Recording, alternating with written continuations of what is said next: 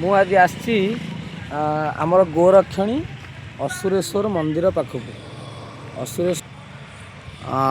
ରଘୁନାଥଜୀଉ ମନ୍ଦିର ପାଖରେ ଏଇ ଗୋରକ୍ଷଣୀଟି ଅଛି। ଏଠି ଗାଈ ଆଉ ବଳଦ ବାଛୁରୀ ସମସ୍ତେ ରୁହନ୍ତି।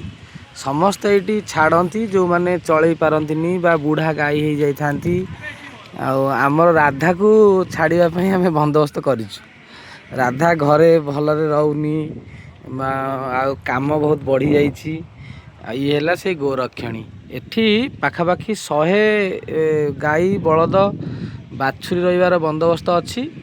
ଆଉ କିନ୍ତୁ ଏବେ 120 ଜଣ ଅଛନ୍ତି। ଆଉ ସିଏ ମନା କରୁଛନ୍ତି, ତଥାପି ଦେଖିବା।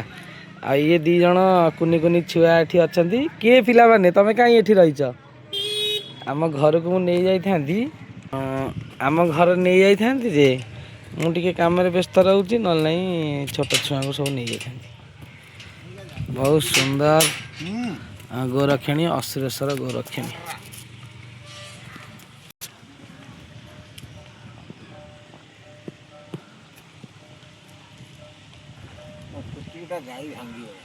ଆଜ୍ଞା।